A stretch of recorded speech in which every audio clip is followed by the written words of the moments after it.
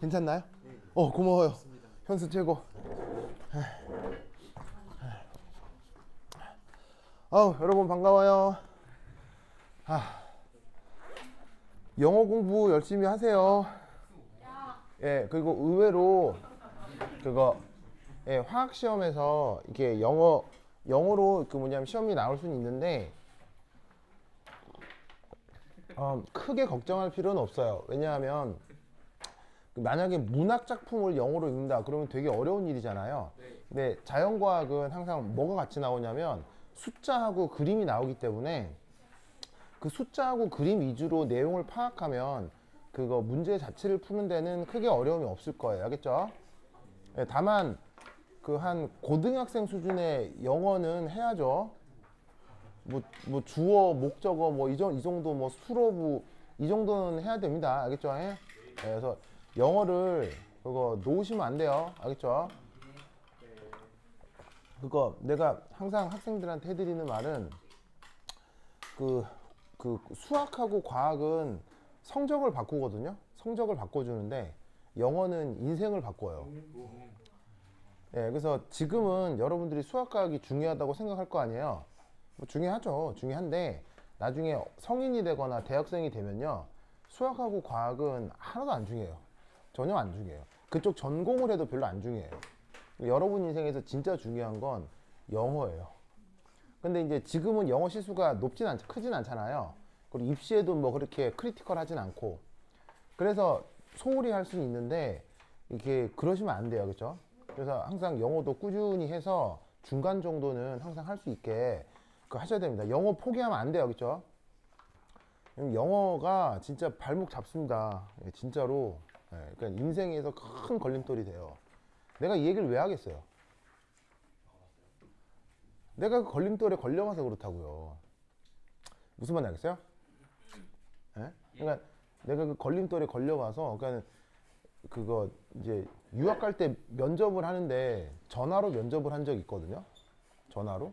근데 전화로 면접을 한 결과 영어가 안 돼서 장학금을 못 주겠대요. 그래서 이제 이게 자기 너 돈 내서 올 거면 오고 아니면 말하라고 그래가지고 안 간다 그랬죠. 그러니까 그렇게 되는 거예요. 예. 그래서 아마 내가 영어가 잘 됐으면 뭐 지금 인생도 되게 좋지만 영어가 잘 됐으면 난 완전 다른 인생을 살았을 수도 있을 것 같아요. 정말이에요.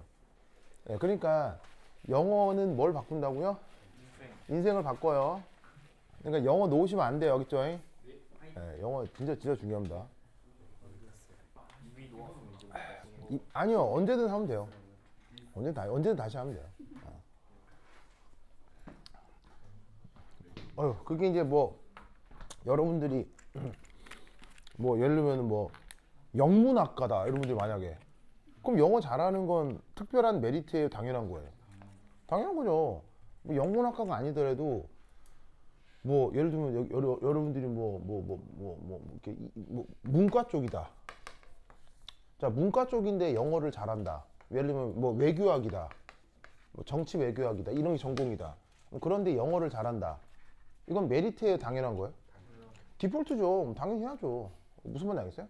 그러니까 이런 사람들이 문과 쪽 사람들이 영어를 잘하는 건 당연한 거예요. 알겠어요? 그래서 이런 사람들은 영어를 못하면 아예 도태돼요. 무슨 말인지 알겠어요? 근데 여러분들은 이공계잖아요. 이공계 사람에게는 영어가 더더욱 중요해요. 이공계 사람들은 이제 뭐가 있어요? 이제 이공계 쪽 학위가 생길 거 아니에요. 이걸로 밥 벌어먹고 사는데 여기에 플러스 영어가 된다. 그러면 연봉이 2배가 돼요. 그래서 영어를 하라고 하는 거예요. 근데 여기서 하나 더 되면 죽음이에요. 잃어요. 영어하고 이거가 동시에 되면 이건 뭐 끝장이에요. 정말이에요. 그러니까 완전 인생 자체가 완전 달라져. 완전 다른 테크트리를 탈 수 있어요. 근데 여러분 일어 잘하는 거 쉬워요, 어려워요? 일어 잘하는 거 이 외국 유럽하고 미국 사람들은 일어를 잘하는 게 거의 재앙이에요. 그 사람들한테. 왜냐하면 일어에 뭐가 들어있기 때문에 한자. 그리고 일어는 그 라틴어하고 어순이 같아요, 달라요? 라틴어하고 어순이 다르죠. 일어는 누구하고 어순이 같아요? 우리나라 말이요. 그래서 우리나라 말 같은 어순의 언어를 무슨 언어라고 해요? 그걸 우랄 알타이어라고 하거든요. 네. 우랄 산맥에서 만들어진 알타이라고 하는 민족에서부터 만들어진 언어. 그래서 우랄 알타이 어족이 우리나라 말 일어, 그다음에 옛날 지금은 없어진 만주어 뭐 이런 거라고요. 그러니까 그 라틴어 계열을 쓰는 서양인들 입장에서는 사실은 일어와 한국어는 정말 배우기 어렵죠. 정말 배우기 어려워요. 그런데 한국 사람은 일어하고 같은 어족이잖아요. 한국 사람들은 일어를 꽤 금방 배울 수 있어요. 약간 애니메이션 덕후만 돼도 일어가 어느 정도 습득이 되거든요. 네. 그러니까는 한국인은 일어를 받아들이기 굉장히 좋은 구조를 가지고 있다고요. 그러니까 여러분들은 조금만 노력하면 일어가 약간 능통해져요. 거기에 영어가 되잖아요. 그럼 대박이에요, 대박. 일어에서 뭐예요? 일본 일어예요? 일본 쪽 일어가 통하는 곳이 은근히 많아요. 그리고 또 일본에서 일하라는 게 아니고요. 여러분들이 영국, 뭐 유럽이나 미국에서 일을 할 때 거기에서 일본과 같이 일을 하는 경우가 많아요. 왜냐면 일본이 그래도 인구가 많으니까. 일본이 뭐 지금 망해가고는 있긴 하는데 그래도 경제 규모는 크기 때문에 여러 가지 프로젝트들이 생겨요. 그럼 그때 만약에 자기가 뭐 유럽이나 미국에서 일을 하고 있는데 일어가 능통하다. 그쪽 프로젝트는 다 자기한테 가는 거예요. 뭔 말인지 알겠어요? 네, 그러니까 이공계 전공자가 이게 되는 건 정말 엄청난 메리트예요. 그래서 제발 영어 알겠어? 특히 영어 오네가이시마스 알겠죠? 내가 이 얘기를 하는 이유를 알겠죠? 알겠죠? 절대 놓으면 안 돼요. 영어 놓으면 안 돼요. 자, anyway, 자 가보자. 자, 우선 첫 번째 메니스커스라는 말이 있거든요. 이 말의 뜻이 뭐예요? 그래서 이럴까봐 이제 내가 계속 영어를 쓰고 영어 단어를 뜻을 예전부터 얘기해 드렸던 건 알아요? 어근이 뭐고 이렇게 말씀드렸었잖아요. 자, 메니스커스 뜻이 뭐예요, 주영아? 메니스커스. 부피 측정. 이 메니스커스의 뜻이 뭐냐면 초승달 모양을 얘기해요. 초승달 모양. 그래서 뭐 초승달인지 반달인지 하여튼. 그래서 왜 내가 이거 지구과학적으로 이걸 구분을 못 하거든요. 뭐 이런 거 하고 뭐 이런 거 이게 다른 거죠. 이름이 다르죠. 뭐 그런 거 뭐 하여튼 이렇게 생긴 모양 있잖아요. 달처럼 이게 이런 거 그런 모양을 원래 메니스커스라고 해요. 알겠죠? 그래서 명사로도 쓰고 형용사로도 쓰는데 이제 그래서 그 왜 예를 들면은 그 우리나라 국기를 뭐라고? 우리나라 국기는 태극기라고 하죠. 그다음에 일본 거는요? 일장기라고 하고 중국 거는 오성홍기라고 해요. 예, 빨갛잖아요. 빨갛잖아. 레드잖아. 레드인데 이게 별이 5개가 있거든. 그래서 중국 국기는 오성홍기. 그다음에 북한 거는요? 북한 거 이 정도 지식도 없어요. 진짜. 북한 거는 인공기라고 해요. 인민공화국기. 무슨 말 되겠죠? 그다음에 미국 국기는요? 양조위요? 그거는 영화 배우지. 네.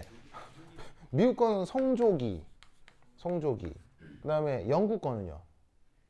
영국 국기는 유니언 잭이라고 해요. 유니언 잭이라고 하고요. 그래서 이제 국기마다 이름이 있는데 저기 튀르키예 알죠? 튀르키예란 나라. 그 나라 국기가 어떻게 생겼어요? 그 나라 국기가 별이 이렇게 있고 이렇게 있나 이렇게 돼 있거든요. 그래서 튀르키예 국기 이름이 메니스커스예요. 무슨 말 알겠죠? 알겠죠? 그러니까 원래 메니스커스란 말은 자연과학에서 쓰는 말이 아니라 일상생활에서 쓰는 거예요. 무슨 말 알겠죠? 자, 그런데 이거를 왜 화학에서 활용하느냐? 왜 화학에서 이런 말을 쓰느냐? 자, 여기 보시면은 요거 유리 되겠습니다.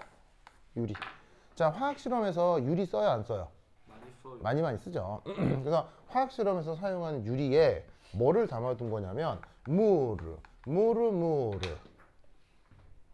보이시죠? 무르 담아두었습니다. 그럼 이때 유리 그릇에 무르를 담아둘 경우 그 표면의 모습이 어떻게 되느냐, 살짝 과장해서 그리면 짜잔 이렇게 아래로 오목한 이런 모습을 갖게 돼요. 무슨 말인지 알겠죠?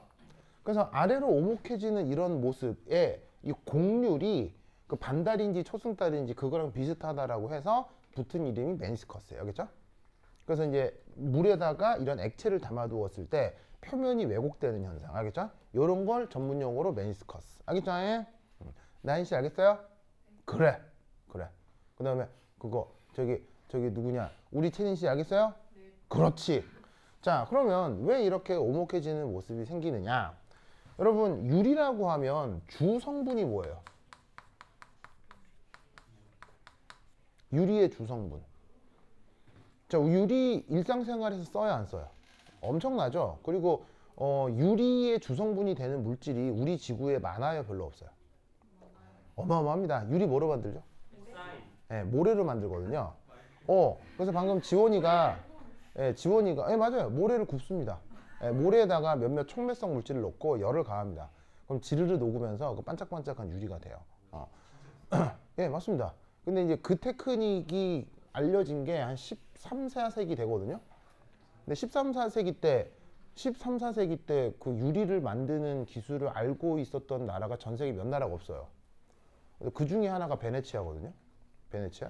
그래서 이제 베네치아가 엄청난 유리공예 그 기술을 가진 나라예요. 그래서 지금도 베네치아산 유리공예 제품이 제일 비싸거든요. 카사노바. 네, 그래서 그 13, 14세기 때, 그러니까 13, 14세기부터 개발된 유리공예 기술이 한 16세기, 16, 17세기까지 이제 거의 그 유럽에서는 베네치아에서만 유리공예를 했었단 말이에요. 그래서 그걸로 베네치아가 막대한 돈을 벌었거든요. 그래서 이거를 셈리한 사람이 프랑스의 루이 14세예요. 그래서 프랑스의 루이 14세가 이 기술을 탈취하고 싶었어요. 이 15세기 때 유리를 만드는 기술은 지금으로 치자면 엔디비아에서 만드는 최첨단 반도체 설계 기술이랑 같은 거거든요. 16세기 때면. 그래서 베네치아에서 그 보안이 가장 철저했던 게 유리 기술자들의 신원 있잖아요. 이 완벽히 보호를 했어요. 보호가 아니고 감금을 했죠. 그래서 베네치아에서 유리 세공 기술자들은 3일 이상 여행할 수 없어요. 3일 이상 자기의 위치를 무조건 국가에 알려야 돼요. 그래서 만약에 3일 이상 신원이 확인이 안 되잖아요. 그럼 이게 만약 이 말이 무슨 말이냐면 다른 나라로 건너가서 기술 이전했을 수도 있잖아요. 그럴 경우 어떻게 되냐면 3일 이상 없어지면 가족을 감금해요. 그런 다음 일주일이 넘어가면 가족을 죽여요. 정말이에요. 정말이에요. 예, 그 정도로 기술 유출을 엄청나게 막았어요. 그런데 이 기술을 빼온 사람이 누구냐? 루이 14세예요. 그래서 루이 14세가 그 베네치아의 유리 기술, 별거 아니죠. 모래에다가 이게 뭐 이렇게 가성소다 넣고 막 끓이면 되거든요. 끓이면은 지르르 녹아요. 이제 녹는 점을 낮추는 아지오트로프 기술이죠.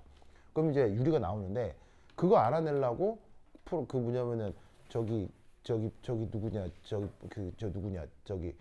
루이 14세가 거기 베네치아를 공격해요. 그래서 일개 사단을 써가지고 10,000명 죽어요. 10,000명. 그래서 거기 프랑스 군인 10,000명 죽고 거기 기술자 1명 빼와요. 정말이에요. 예. 그래갖고 프랑스도 그 유리 세공 기술이 좋아요. 그래서 프랑스에 막 유리 막 이런 거 막 있잖아요. 막 알록달록 이런 거. 그래서 전세 제일 좋은 게 이탈리아 거고요. 베네치아산 이탈리아 거. 2등이 저 프랑스 거예요. 네, 1명 빼. 그때부터 개발을 해가지고. 그래서 그럼 베네치아산 유리 세공 제품 있잖아요. 엄청 비싼 거 알아요? 엄청 비싸요. 그 베네치아산 유리 그거 세공 중에 제일 비싼 브랜드가 바카라라는 브랜드가 있는데 그 브랜드 같은 경우는 한 요 정도 사이즈 제품이면 한 500만 원 해요. 요 정도 사이즈면 유리로 요 정도 사이즈 만들면 한 500에서 700만 원 정도예요. 정말이에요. 그러니까 그때부터 개발된 기술이죠. 바카라라는 브랜드가 있어요. 뭐 여하튼. 그래서 이 유리가 역사와 전통을 함께하는 녀석인데 이 녀석인 주성분이 뭐냐? 바로 지금 저기 있는 우리 지원수가 뭐라고 했냐면 실리콘이라고 했어요. 실리콘. 맞습니다. 실리콘하고 누가 결합된 거냐면요. 샨쇼. 그래서 이 실리콘하고 산소가 결합된 것이 바로 유리의 주성분 되겠습니다. 알겠죠? 자, 그런데 아시다시피 둘 중 누가 전기음 성도가 더 크죠? 산소가 전기음 성도가 더 크죠? 그럼 전기음 성도가 크니까 산소가 어떻게 되겠어요? 델타 플러스. 그럼 실리콘은 델타 마이너스. 실리콘이 델타 플러스. 맞습니까? 맞아요? 그러면 이때 산소가 델타 마이너스 성격이 강하기 때문에 여기에 물을 담아 놓으면 어떤 일이 벌어질까요? 어떤 일이 벌어질까요? 어떤 일이 벌어질까요? 바로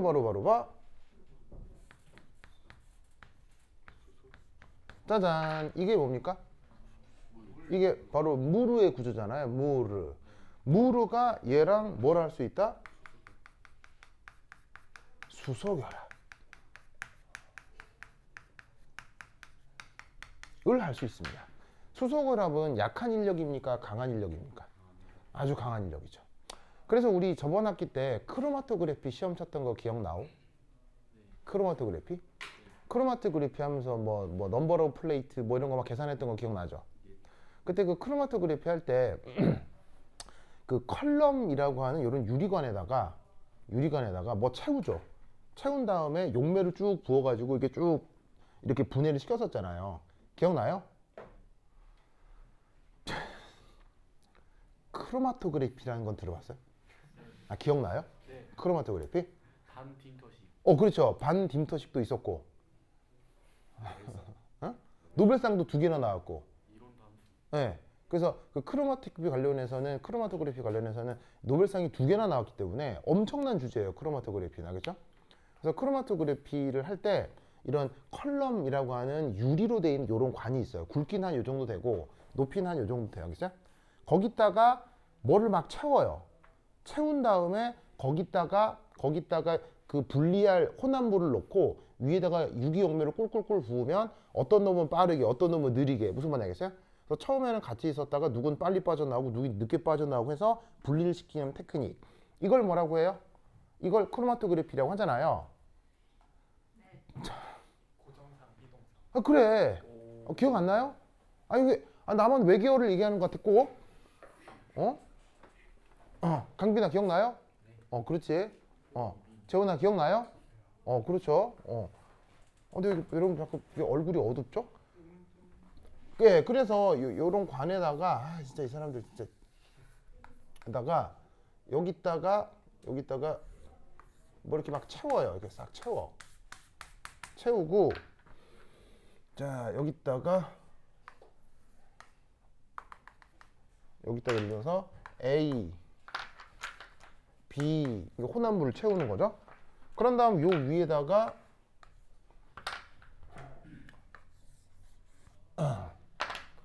이렇게 유기용매를 이게 콸콸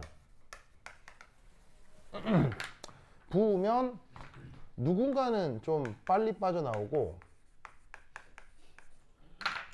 누군가는 좀 천천히 빠져나오고 해서 얘하고 얘를 분리할 수 있다. 기억하죠?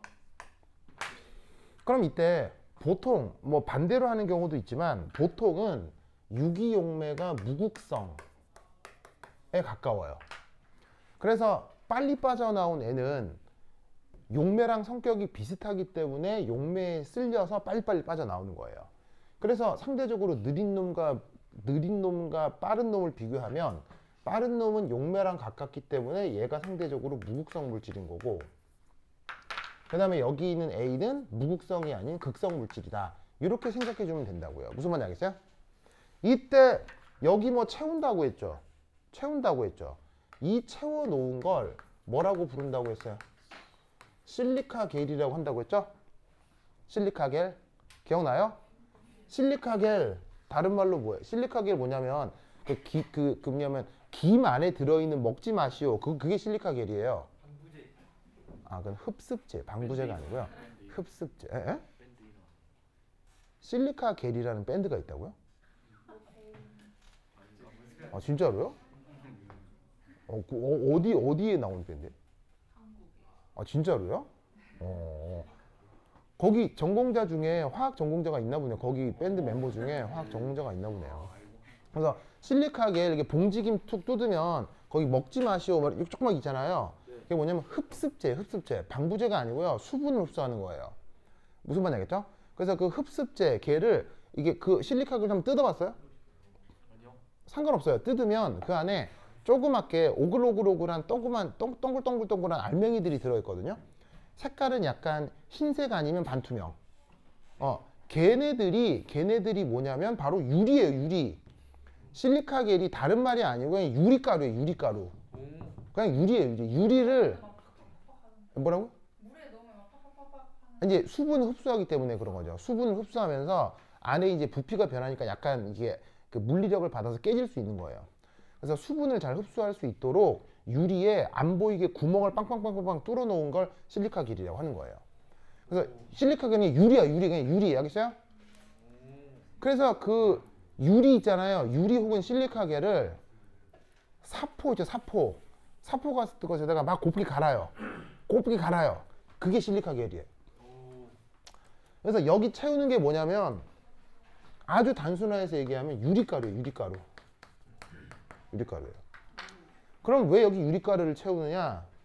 유리가루가 인간이 활용할 수 있는 물질 중에서 가장 극성이 커요. 인간이 써먹을 수 있는 물질 중에서 극성 1등이 유리예요, 사실은. 무슨 말인지 알겠어요?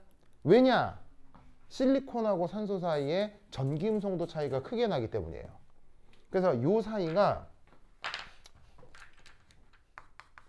극성이 매우 강합니다.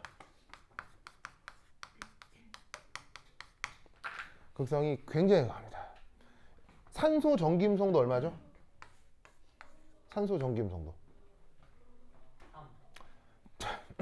산소 전기음성도는 외우셔야 돼요. 그죠? 이거 수능 치는 애들은 다 외워요. 그죠? 그렇지. 3.5. 3.5. 유주 몰랐죠? 그래요. 지금 알면 돼요. 그죠? 자, 그 다음에 여기에 있는 실리콘 전기음성도 얼마냐? 당연히 모르시겠죠? 1.6이에요. 1.6 정도 나요. 1.6에서 1.7. 그럼 실리콘하고 산소는 전기음성도가 차이가 별로 안 나요? 엄청나요? 엄청나거든요? 엄청나기 때문에 여기가 극성이 엄청 강합니다. 극성이 강한 만큼 물하고 수소결합도 엄청나죠. 그래서 사람이 보통 활용할 수 있는 물질 중에서 극성 1등이 유리예요. 알겠죠? 유리. 그래서 비 오는 날에 빗방울은 유리창에 맺혀요, 안 맺혀요? 엄청 맺히잖아요. 이유가 뭐 때문이에요? 물과 유리 사이에 극성 결합 혹은 수소 결합이 엄청나게 강력하기 때문이에요. 그러니까 여러분 혹시 왜 뭐 그런 영상 본 적 있어요? 보통 유리에다가 물을 확 부으면 물이 쫙 붙잖아요. 근데 거기에 뭐 유튜브 실험 영상 중에 유리에다가 양초 이제 초치를 이렇게 한 다음에 물 뿌리면 물 붙어요, 안 붙어요? 초치를 한 다음에 물 뿌리면 물이 꼬르륵 떨어지잖아요. 그게 왜 그래요? 물하고 유리가 직접 접촉하지 못하게 유기물질인 이게 뭐냐면 양초를 발라두면 그냥 물이 안 붙고 떨어지는 거죠. 그러니까 물이 아무 때나 잘 들러붙는 게 아니란 말이에요. 근데 유리가 우리 주변에 너무 흔하니까 그냥 물 뿌리면 아무 때나 들러붙는다고 생각하지 그거 아니에요. 그렇지 않아요. 무슨 말인지 알겠죠? 그래서 유리가 엄청나게 극성이 크고 물하고 인력이 크다. 알겠죠? 그래서 심지어 얘를 갈아서 크로마토그래피에 활용하기도 하는 거예요. 그러니까 얘가 극성이 크니까 원래 극성이 큰 물질은 여기에 있는 실리카겔이랑 상호작용을 잘하니까 빨리 못 빠져요. 천천히밖에 빠져나올 수가 없죠. 무슨 말인지 알겠죠? 됐다. 그러니까 그 실리카겔을 약간 고글고글하게 만들어서 이렇게 포장을 해가지고 김 안에 넣으면 방금 얘기했듯이 뭐하고 수소결합을 잘한다? 물하고 수소결합을 잘하니까 흡습제로 활용할 수가 있는 거예요. 무슨 말인지 알겠죠? 그러면 오래된 실리카겔을 어떻게 또 재활용해요? 다시 가을. 어떻게 해요? 가열 좋은데 보통 어떻게 하면 되냐면 실리카겔 일정 정도 쓰고 나서 전자레인지 있죠. 전자레인지 넣고 돌리면 여기에 유리에 붙어 있었던 물이 떨어져 나와요. 무슨 말인지 알겠어요? 왜?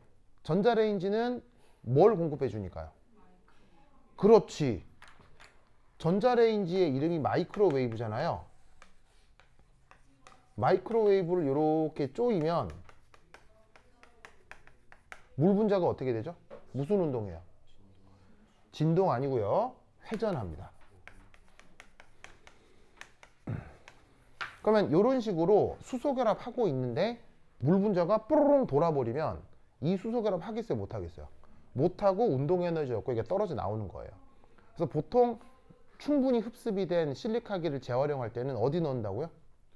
전자레인지 알겠죠? 물론 프라이팬에 넣고 끓여도 돼요. 프라이팬에 넣고 이렇게 가열해도 되는데 그러면 이거 찢어야 되잖아요. 찢어야 되니까 찢지 않고 그냥 종이 상태로 저기 전자레인지 넣고 싹 돌리면 이게 물론 너무 오래 돌리면 이게 종이가 탈 수도 있거든요. 그렇게 하면 살짝 돌리면 이게 뿡뿡뿡 이렇게 푸시 하고 하얀색 수증기가 푹 나온다고요. 실리카겔에 붙어있던 물이 쑥 빠져나온다고. 알겠죠? 알겠죠? 그래서 이제 유리 알겠죠? 유리. 사실 내가 또 유리 전문가거든. 그 오징어 게임 마지막 게임 오징어 게임 시즌 1의 마지막 게임이 뭐예요? 유리다리. 유리다리 건너는 거죠? 나 그거 구분할 수 있어요. 진짜요? 진짜요? 강화유리랑 어떻게요? 그럼 빨리 죽어요. 예. 아니 뒤에서 밀잖아요. 막 예? 그냥. 아니 그러니까 구분할 수 있다고요? 어떻게 해요? 예? 이게 보면 알아요. 딱 불 보면. 꺼지면 못 봐요, 진짜. 예? 불 꺼지면 못 봐요. 아니, 당연하죠. 어두우면 안 되죠. 광학적으로 확인하는 거니까. 예, 그냥 유리하고 강화 유리라고 하는 거하고 이게 이렇게 화학적 차이가 있어요. 그게 그러면 광학적 차이가 생기거든요. 뜻 보면은 이제 차이가 생겨요. 금방 알 수 있어요. 자, 어쨌건. 자, 보자. 그래서 유리에다가 이게 내가 이제 대학원 다니는 3년 내내 유리만 엄청 썼거든요. 유리만 불질을 어마어마하게 했어요, 진짜. 불질을 막. 유리공예 있잖아요. 예, 유리 팍 실링하고 막 하고 막 쓰고 막 엄청 해가지고 유리에 대한 추억이 많죠. 어쨌건. 자, 그래서 유리 그릇에다가 물을 담아둬요. 오, 그러면 여기서 뭐가 생기는 거예요? 수소 결합이 생기는 거죠. 그러면 여기서 어떻게 되느냐? 짜자자잔. 짠짠짠. 여기서 수소 결합. 물과 유리 사이에 수소 결합이 생기는 거죠. 맞나요? 그런데 이 수소 결합이 여기서 뭐로 작동된다? act as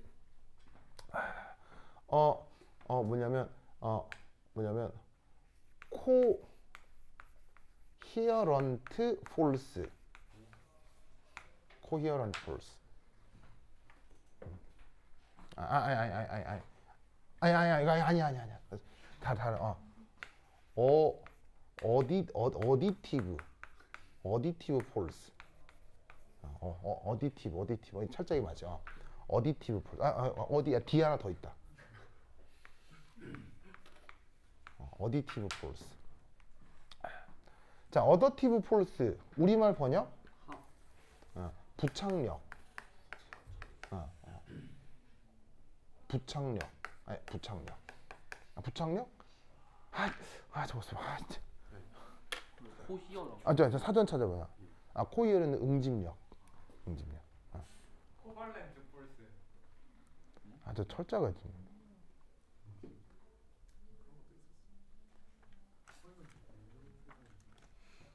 뭔가 아닌 것 같아. 아니, 잠깐만. 그냥 한자로 쳐보자. 그냥. 보자. 그래. 그래. 어디 히시부. 그래. 그래. 고마워. 어쩐지 이상하더라. 어드 해시브. 어드 해시브. 그래. 에디까지는 맞았는데 뒤에가 애매했어. 어드 히시브 포스. 땡큐.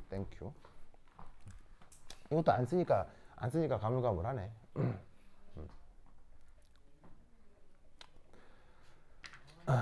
자, 영어 공부 조금 하면 영어 여러분들이 또 알아야 되는 전문 영어 중에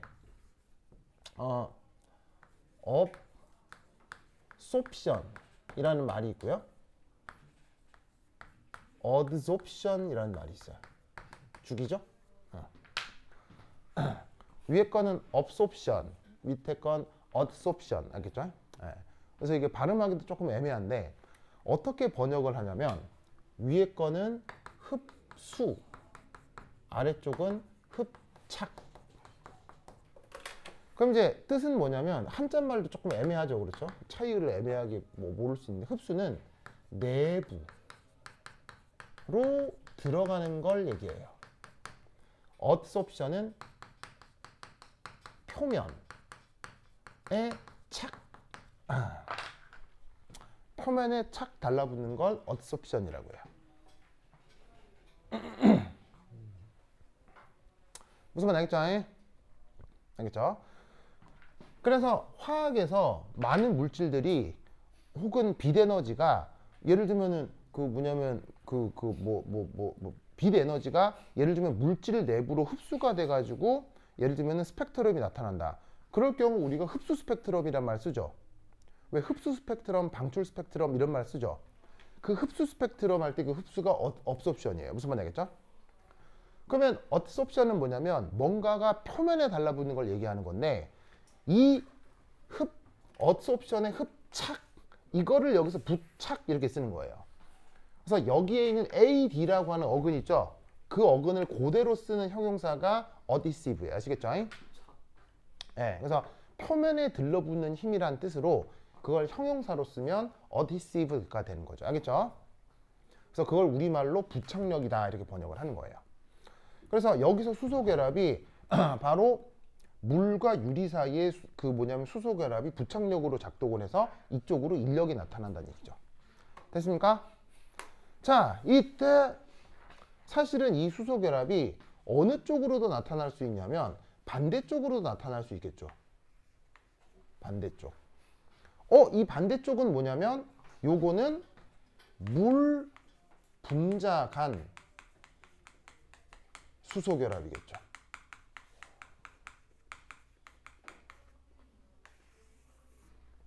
즉 여기에 어떤 물 분자가 있을 건데 그 물 분자가 또 다른 물 분자랑 수소결합을 하느냐 아니면 유리 표면이랑 수소결합을 하느냐 무슨 말이겠어요?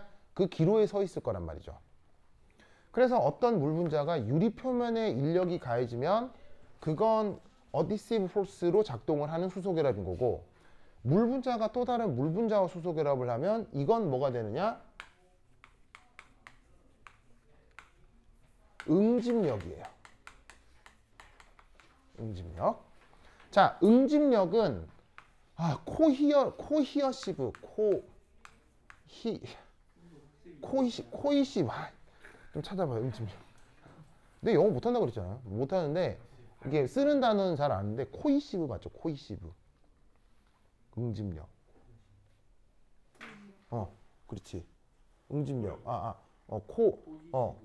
코히시브 맞아요. 땡큐. 그래서 코헤시브 폴스. 그러면 지금 이렇게 곡률이 아래로 오목해진다는 얘기는 지금의 경우 응집력이 더 강하다는 얘기예요? 부착력이 더 강하다는 얘기예요?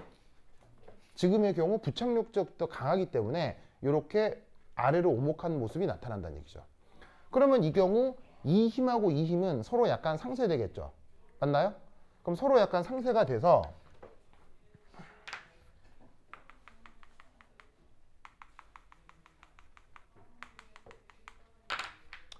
여기서부터 요만큼 상쇄되고 남은 힘 있죠. 그 남은 힘이 누구랑? 중력이요. 중력이랑 이압하고 합력이 되어 나타난다고요. 아시겠죠? 그 합력에 이압 수직한 방향으로 수면이 만들어진 겁니다.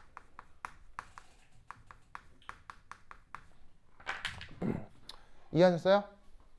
그래서 나타나는 현상을 뭐라고 부른다? 메니스커스라고 합니다. 알겠죠? 그래서 이런 식으로 유리그릇에 물을 담아 놓으면 지금은 결론적으로 응집력과 부착력 중 지금은 어디가 더 크다는 얘기예요. 부착력이 더 커졌다라고 표현할 수 있는 거죠. 그리고 지금의 경우는 응집력도 수소결합이고 부착력도 수소결합인 거죠. 알겠죠? 다만 대상이 좀 다르죠. 얘는 물끼리 수소결합이고 얘는 물과 유리 표면하고의 수소결합이고. 근데 지금은 둘 중에 이쪽이 더 큰 것 같으니 중력이랑 합력으로 작용해서 이런 식의 그 뭐냐면 표면이 만들어지게 된다 이런 얘기예요. 알겠죠? 됐죠? 됐죠? 자, 그러면 반대로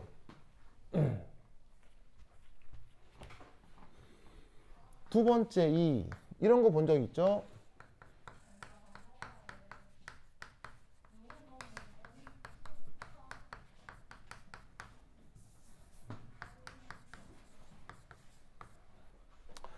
자, HG라고 쓰고 우리말 번역은 뭐예요? 수은이죠, 수은. 수은 영어로 뭐라고 해요? 머큐리 정도는 알죠? 해요. 네. 자, 저 뭐야? 민지야, 수은 영어로 뭐라고요? 머큐리.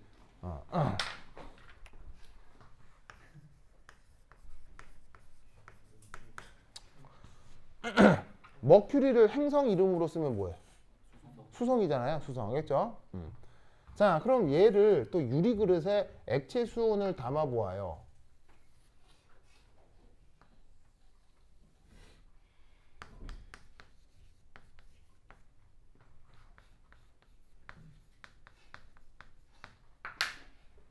자, 그럼 이때 여기서 어떻게 될 거냐면 위로 이렇게 볼록해지죠? 보이세요? 위로 이렇게 볼록해지죠? 됐습니까? 그럼 이때는 힘들이 어떻게 작용하냐면 자, 여기 어떤 수은 원자가 있을 거 아니야, 그죠? 수은 원자가 있을 거 아니야. 그 수은 원자가 당연히 어떻게 될 거냐? 수은 원자와 여기에 있는 유리 사이의 그럼 여기서는 어떤 상호작용이 나타날 수 있을까요? 수은 원자하고 유리 사이는 어떤 상호작용이 있을 수 있을까요?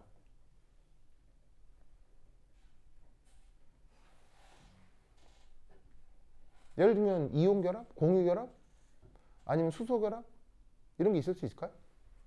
다 안 되죠. 바로 아무것도 생각나는 게 없다면 분산력뿐인 거예요. 왜냐하면 수은은 물질 구성이 뭐예요? 수은 같은 걸 무슨 물질이라고 해요? 금속이라고 하죠. 반면에 유리 같은 걸 뭐라고 불러요? 유리는 극성 공유결합 물질이라고 할 수 있거든요. 그러면 금속하고 극성 공유결합은 딱 봐도 성격이 비슷해요? 완전 다른 것 같아요? 완전 다르잖아요. 그럼 너무 다른 것끼리는 특별한 상호작용이 있어요, 없어요? 너무 다른 것끼리는 특별한 상호작용이 나타나기 어려워요. 그럴 땐 오직 뭐밖에 없다? 분산력. 알겠죠? 그래서 수은 원자하고 유리 사이에 분산력이 나타날 수 있는데 이게 여기서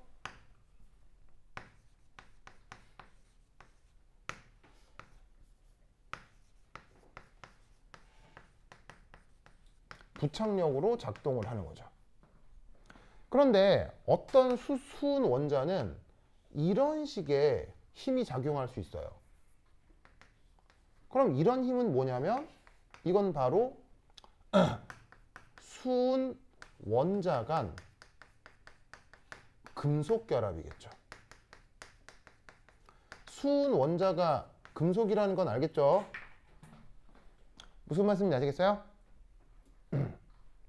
그러면 이 금속 결합이 여기서 뭐로 작동하겠어요? 바로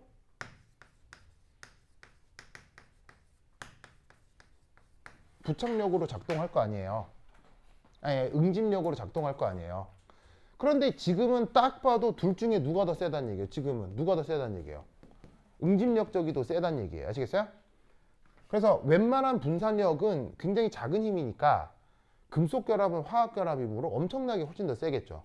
보통 분산력에 비해서 이런 화학 결합은 보통 한 100배에서 1000배 더 강하단 말이에요. 그러니까 이쪽의 힘이 훨씬 더 강할 수밖에 없죠. 그래서 지금은 응집력과 부착력 비교하시면 지금은 응집력이 더 큰 거예요. 그러면 이게 또 누구랑 균형을 이룰 수 있겠어요? 중력이랑 합력이 나타날 수 있겠죠.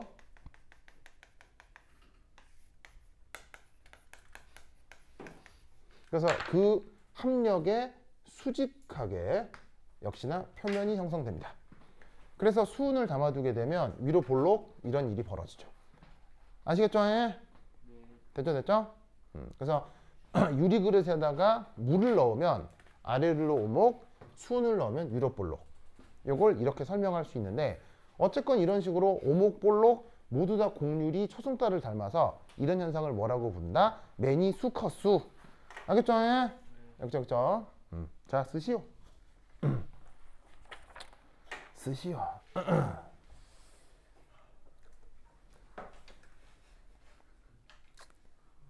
됐죠? 그러면 이때 여기 준다. 해줄게요. 해줄게요.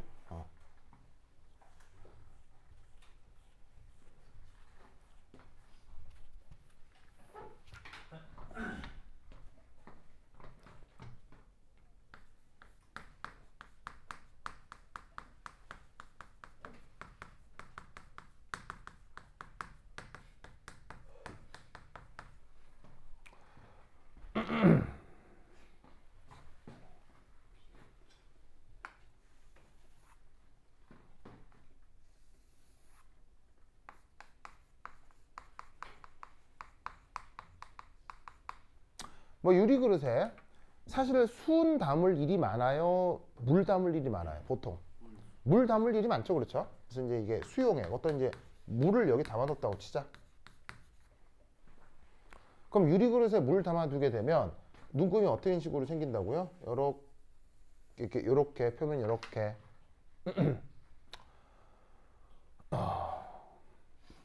보이시죠? 보이시죠? 이렇게.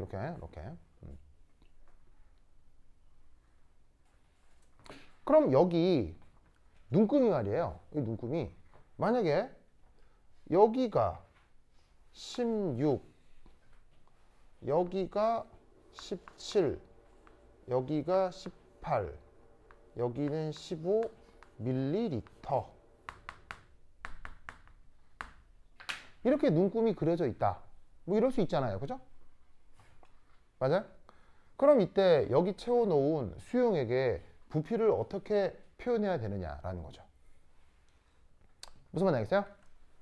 자, 그럼 어떻게 하느냐? 이렇게 합니다. 첫 번째 1.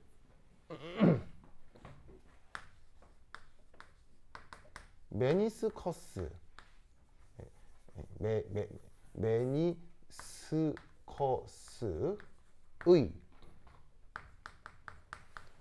접평면을 가정합니다.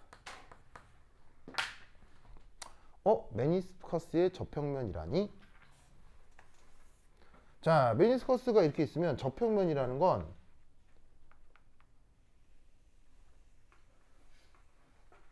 요걸 얘기하는 거겠죠. 맞습니까? 맞습니까? 그리고 나서 두 번째 1의 접평면 전후의 눈금을 확인합니다. 그러면 접평면을 딱 가정을 한 다음에 그럼 그 접평면이 지금은 어디와 어디 사이에 들어와요? 16과 17 사이에 들어오는 거죠. 맞아요? 됐죠? 됐죠? 그리고 나서 어떻게 한다? 2의 두 눈금을 요건 뭐 저거나 뭐 아마 상관없네요. 마음속으로 일종의 관시법이죠. 관심법 알아요? 그쵸. 마구니가 끼었구나. 자, 어쨌건 두 눈금을 마음속으로 10등분합니다.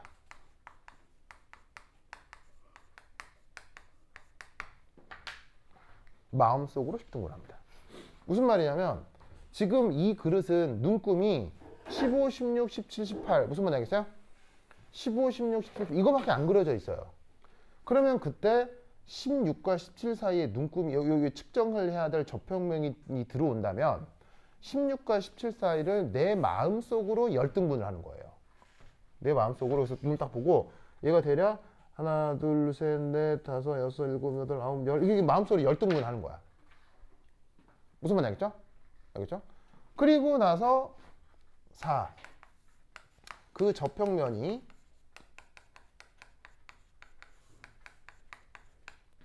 접평면이 눈금 사이에서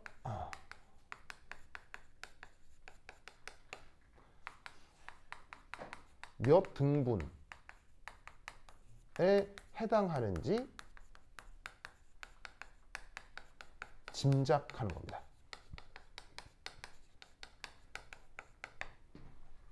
그래서 지금은 예를 들면 18.6 라고 18이 뭐야? 16.6 ml라고 측정을 할 수 있다는 얘기죠.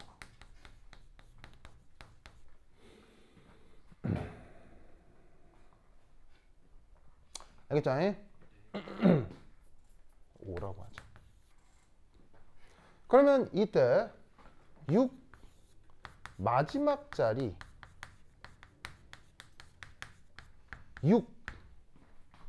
6은 정확한 숫자겠어요? 오차를 가져요. 오차가 있을 수밖에 없습니다.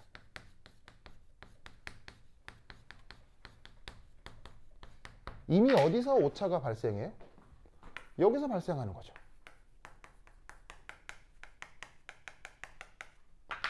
무슨 말인지 알겠죠? 이미 저기서 발생하는 거죠. 마음속으로 이걸 열등분하는 거니까 이게 절반인지 한 60% 간 건지 애매하잖아요. 그렇죠? 딱 보고 대충 나는 절반인 것 같아. 나는 60%인 것 같아. 그럼 그 뒷자리를 이렇게 정해주는 거예요. 그리고 그 앞자리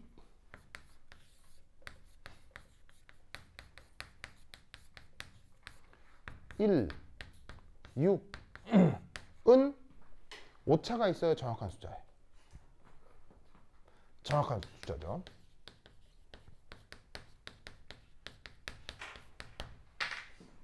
즉 뭐냐면 이건 오차가 있고 이 앞에 두 숫자는 이그젝트한 거예요. 절대 틀리지 않아요.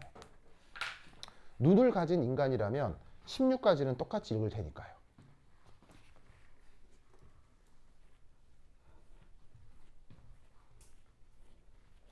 맞습니까? 맞죠, 맞죠? 그래서 모든 측정은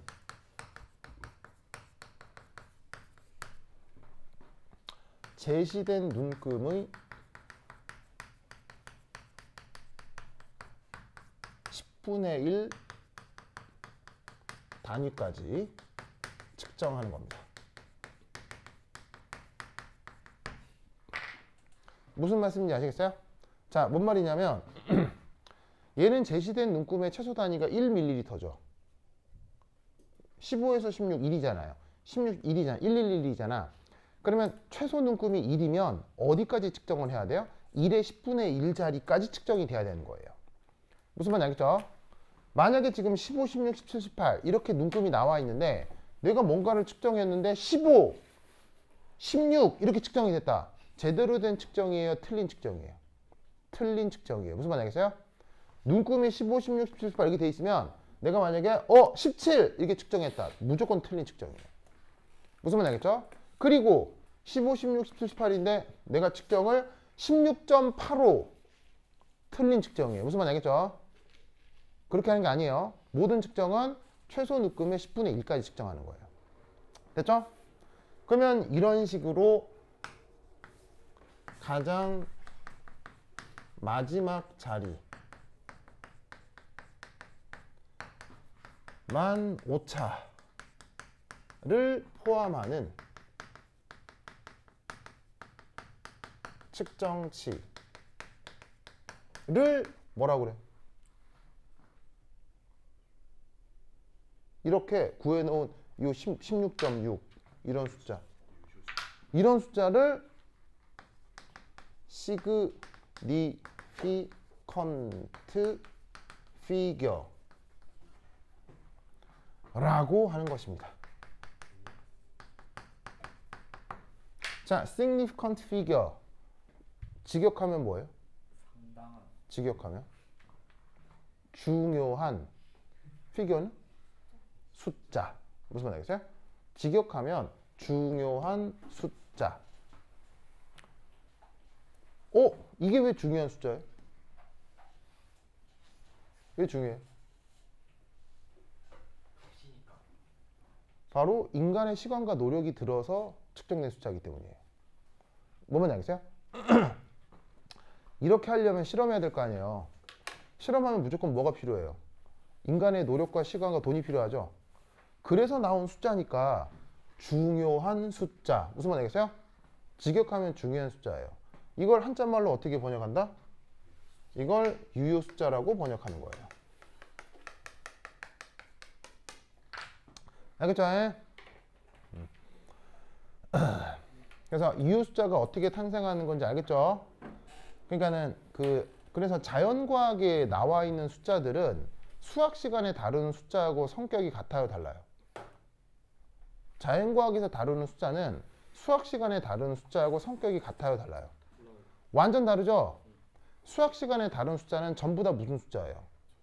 허구의 숫자들이죠. 존재하지 않는 물리량이에요. 수학 시간에 다루는 숫자들은. 그래서 수학 시간에 다루는 숫자들은 오차가 있어, 없어요? 없죠. 그런데 자연과학에 다루는 숫자는 거의 대부분 이런 식으로 측정한 숫자이기 때문에 성격이 뭐가 된다? 마지막 자리가 오차를 갖게 되면은 유효 숫자의 성격을 갖게 되는 거예요. 그래서 여러분 수학적으로는 0, 0.0, 0.00 같은 거에 다른 거예요. 수학에서는. 같은 거잖아요.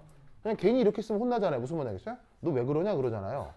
근데 수학에서는 같은 건데 과학에서는 같은 거에 다른 거예요. 다른 거예요. 매우 다른 거예요. 무슨 말 알겠어요? 매우 다른 거예요. 어떻게 다른 거예요?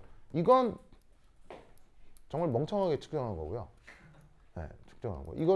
이거는 최소 눈금 단위가 얼마짜리를 측정한 결과예요. 최소 눈금 단위가 10짜리를 눈금이 0, 10 무슨 말 알겠어요? 0, 10 그 다음에 20 무슨 말 알겠죠? 그런 눈금 단위에 측정한 거고 이건 어디서 측정한 거예요? 눈금 단위가 1 예를 들면 0, 1, 2에서 눈금 단위가 1짜리까지 있는 거. 얘는 눈금 단위가 0.1짜리까지 있는 거를 측정한 게 이 의미가 되는 거예요. 그러니까 자연과학에서 이런 숫자는 그래서 의미가 다른 겁니다. 알겠죠? 그러면 이 유수숫자를 가지고 이제 뭘 해요? 더하기, 빼기, 곱하기, 나누기를 하죠? 고액이 부서 한 10분. 뭐 다음 시간, 뭔 다음 시간이야. 30분 쉬어도록 하겠습니다. 환세 갖다 세요. 근데 이펙티브 넘버도 응. 유효 숫자 아니에요? 이펙티브 넘버요? 이펙티브 넘버란 말은 안 쓰는데? 그런 말도 쓰나?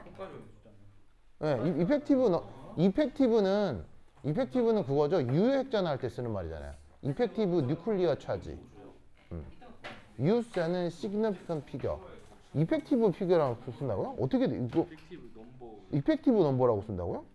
나 그런 표현은 잘 안 들어봤는데? 내가 모르는 걸 수도 있어요. 시그니피컨트 피겨. 나오죠. 어디 뭐지? 이펙티브 뉴클리어 차지에서 나온 거 아니에요?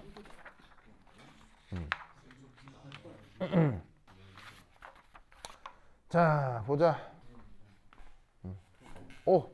이거 빠져나가야 된다.